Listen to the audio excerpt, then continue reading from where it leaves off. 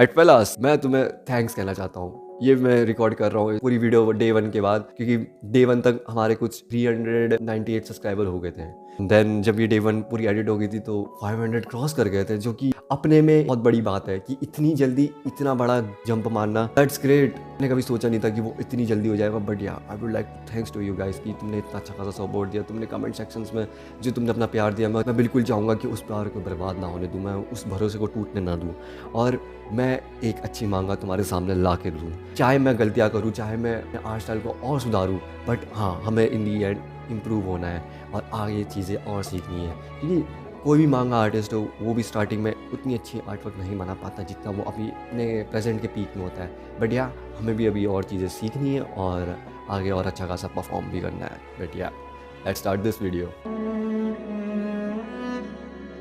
Fellas, welcome back to the channel. So basically this is the day 1 of the manga roadmap series, जहाँ पे हम लोग इसका episode 1 बारे में अब काम करेंगे। So basically आज का काम होने वाला है हमारा स्टोरी बोर्ड के ऊपर, और आप में से बहुत लोग सोच रहे हैं कि एक्चुअली में स्टोरी बोर्डिंग होती क्या है। जैसे कि एनिमेशन में एक ड्राफ्ट एनिमेशन से बनाने से पहले एक स्टोरी बोर्डिंग की जाती है, जहाँ पे तुम्हें डिसाइड करना पड़ता है कि एक फ्रेम ए और एक फ्रेम डी है, फिर उन दो फ्रेम डी के बीच में बी और सी आएंगे। सो बेसिकली उस चीज़ को हम कहते हैं स्टोरी बोर्डिंग। ऐसी मांगा के पैनल्स में भी होती है। एक मांगा के पैनल को बनाने से पहले हमें एक रफ आर्ट वर्क डिसाइड करना पड़ेगा कि उसकी जो पैनलिंग होनी है वो कैसे बनने वाला है, किस तरीके से डायलॉग्स आने वाले हैं।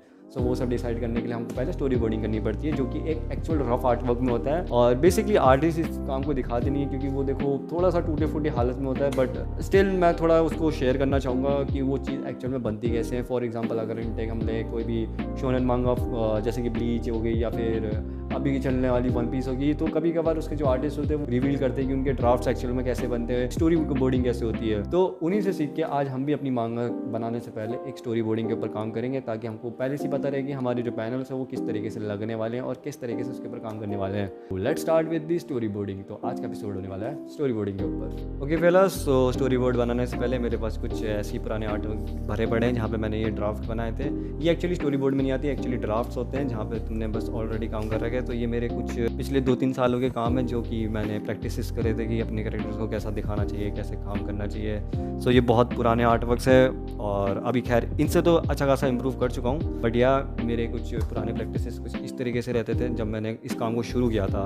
बट हम लोग अभी इससे बेटर करने वाले हैं। अभी के लिए तो मैं तुम्हें बस एक तरीके का छोटा मोटा एग्जांपल दिखा रहा हूँ कि एक्चुअल में मांगा की ड्राफ्ट्स कैसे बनाए जाते हैं, जो कि कुछ इस तरीके से दिख रहे होंगे। और ये एक्चुअल में मेरे कुछ बहुत साल पुराने का एक आर्ट वर्क है, जो कि मैंने स्टार्टिंग में बनाया था। बट या हम लोग इस चीज़ से इम्प्रूव कर चुके हैं, तो अभी हम लोग इसकी स्टोरी बोर्डिंग के ऊपर काम करेंगे। फेलस, एज यू कैन सी, यहाँ पे मैंने थोड़े से प्रैक्टिस करे थे ये वीडियो बनाने से पहले। तो ये कुछ इस तरीके से दिख रहे हैं, जो कि खैर मेरे को अच्छा खासा टाइम लग गया था ये सब डिसाइड करने में कि कैसे करना चाहिए, कैसे क्या करना चाहिए। सो अब मैं इसको क्या करूँगा, इसकी मैं फ़ोटोज़ टेक करूँगा या फिर मैं इसी को देख के अपने पीसी के ऊपर लगा के काम चालू करूँगा। तो ये थोड़ा सा एक रफ आर्ट वर्क है जो कि मैंने बनाया था, जो कि मेरे दिमाग में आया कि ये चैप्टर को कैसे शुरू करना चाहिए, और बट ये फाइनल आउटपुट कुछ इससे बहुत ही अलग दिखेगा।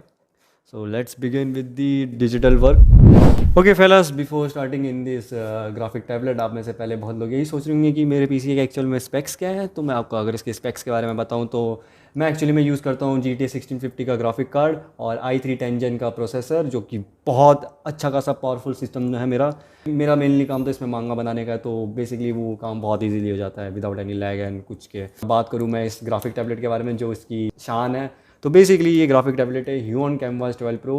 कोई स्पॉन्सर नहीं है, but still it's a very good graphic tablet. इसके ऊपर अगर मैं कोई चीज़ ड्रॉ करूँगा तो मुझे एकदम पानी जैसा फील होगा, जैसे कि मैं किसी पेपर और पेन के ऊपर ड्रॉ कर रहा हूँ। कौन सा सॉफ्टवेयर यूज़ करता हूँ? क्लिप स्टूडियो पेंट, जो कि बहुत अच्छा खासा सॉफ्टवेयर है। तुम्हें मांगा बनानी होगी या फिर तुम्हें छोटी मोटी एनिमेशन करनी पड़ेगी, तो clip studio is the very good recommendation from me कि यहाँ तुम क्लिप स्टूडियो इस्तेमाल करो। बट हाँ, एक्चुअल में ये एक पेड सॉफ्टवेयर है, तो तुम्हें इसका लाइसेंस परचेस करना पड़ेगा, जैसा कि मैंने इसका 1 साल का लाइसेंस परचेस करा है।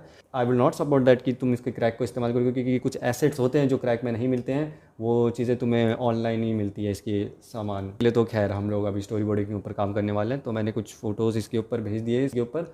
So basically what I will do the, मैं की मदद से अब मैं अच्छा खासा एक छोटा मोटा स्टोरी बोर्ड बनाऊंगा, 3 पेजेस का है। सो लेट्स सी कि वो काम कैसे होता है, एंड या wish me luck for that. Okay fellas, यहाँ पे मैंने अपना क्लिप स्टूडियो पेंट खोल चुका हूँ, जो कि कुछ इस तरीके से दिखता है। और यहाँ पे एक पेपर आपको दिख रहा होगा कि एक्चुअल में ये पेपर इतना अलग क्यों दिख रहा है बाकी नॉर्मल पेपर से। ये जो एक्चुअल में पेपर का फॉर्मेट है वो एक्चुअली में मांगा के जो प्रोडक्शंस होते हैं जो पब्लिश की जाती है वो इसी फॉर्मेट में की जाती है। ये जो गटर लाइन देख रहे हो, मैं ये जो बॉक्स वाली लाइन जब तुम देख रहे हो, एक तरीके का बॉर्डर क्रिएट करता है कि तुम सिर्फ इसी बॉक्स के अंदर ज़्यादा चीज़ें ड्रॉ कर सकते हो। जो इसके बाहर का है जिसको मैं इस तरीके से लाइन कर रहा हूँ वो एक्चुअली में कवर अप में नहीं आता है, वो हट जाता है एक्चुअली में प्रोडक्शन के टाइम पे, क्योंकि जो मांगा के पेजेस होते हैं वो बस इस बॉक्स तक के सीमित रहते हैं। जिस बॉक्स को मैं रेड पेन से दिखा रहा हूँ वो सिर्फ इतने तक के ही प्रोडक्शन में आते हैं। अब हम क्या करेंगे, हम इसी बॉक्स के अंदर स्टोरी बोर्ड को ड्रॉ करेंगे, देखेंगे कि वो एक्चुअल में बनते कैसे हैं। Let's start with the first page. Second और थर्ड पेज शायद से मैं तुमको दिखा पाऊँ, बट मैं तुमको फर्स्ट पेज का प्रोसेस दिखा दूंगा। Second third page of camera होगा, क्योंकि ये छोटे मोटे स्पॉयलर्स कंटेन करते हैं। बट या ये फर्स्ट पेज है और सेकंड पेज कुछ इस तरीके से है, तुम्हें इधर से शायद ही कुछ दिखेगा। बट मैं तुमको ज़्यादा स्पॉइलर तो नहीं दे सकता अपनी मांगा के बारे में, क्योंकि मैं चाहता हूँ कि तुम उसको एकदम बहुत फ्रेशली पढ़ो। बट हाँ, मैं एक बार फर्स्ट पेज तुमको करके दिखाता हूँ कि वो एक्चुअल में होता क्या है, कैसे होगा। सो इसके लिए मैं सबसे पहले कुछ पैनल्स ड्रॉ करूँगा, जैसा कि मैंने फर्स्ट पेज के लिए डिसाइड करा था। तो एक छोटा सा पैनल मैं इधर क्रिएट कर देता हूँ, देन अनदर पैनल, फिर इसके नीचे एक डायनामिक पैनल है जो कि थोड़ा सा बड़ा है, देन इसके नीचे एक और पैनल है। तरीके से मेरा पैनलिंग हो चुका है। तो अब मैं इसके अंदर कुछ कैरेक्टर्स ड्रॉ करूँगा जो कि मैंने इसके हिसाब से सोचा है।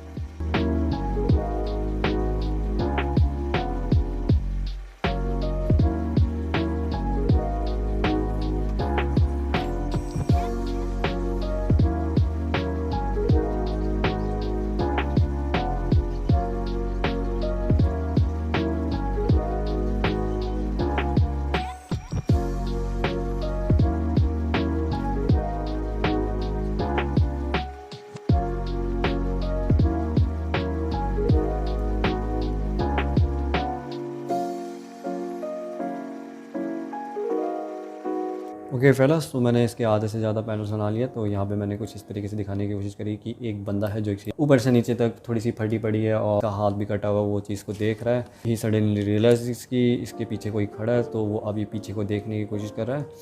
सो हाँ, मैंने कुछ इस तरीके का बनाने की कोशिश करी है। अभी ये थोड़ा रफ़ आर्ट वर्क की, जैसा कि मैंने बताया था कि स्टोरी बोर्ड एक्चुअल में रफ़ आर्ट वर्क होते हैं और उनका भी कुछ फाइनल नहीं रहता है।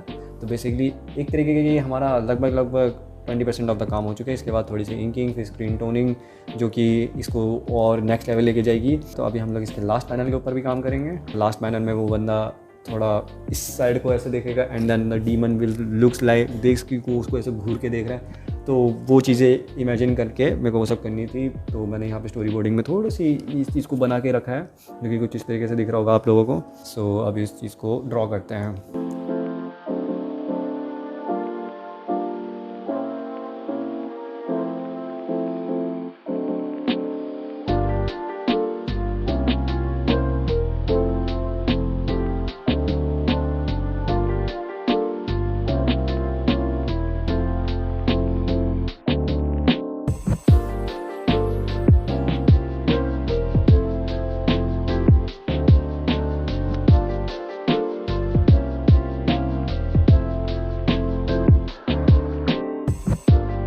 डीमन वाला पार्ट थोड़ा सा अजीब सा लग रहा है, बट उसको हम लोग फिक्स कर देंगे फाइनल आर्ट वर्क में। डे 2 में हम लोग की इंकिंग के ऊपर काम करेंगे। बट हाँ, कुछ पैनल्स रहेंगे जो मैं ऑफ स्क्रीन करूँगा और मैं ज़्यादा कुछ दिखा नहीं सकता due to the spoiler reasons. But yeah मैं हमेशा हर दिन में मांगा के बारे में कुछ ना कुछ तो बताता रहूँगा। कुछ दिन के गैप्स में ये एपिसोड्स आते रहेंगे। अभी के लिए तो खैर इतना काफ़ी है और दिस वीडियो। आज के लिए बस इतना काफ़ी है डे 1 के हिसाब से। डे 1 में मुझे अभी और पेजेस के ऊपर भी काम करना है जो कि ऑफ कैमरा होने वाला है। सो लेट्स सी कि वो भी कैसे बनते हैं, वो तो आपको फाइनल में पता चलेगा। So see you guys in the next video. मिलते हैं कुछ अगले एनीमे रिव्यूज सेक्शंस के ऊपर भी, और प्लीज़ रिकमेंड सम एनीमे की जो मैं इनको रिव्यू करूँ विदाउट एनी स्पॉयलर्स। सो या आज के लिए बस इतना काफ़ी है।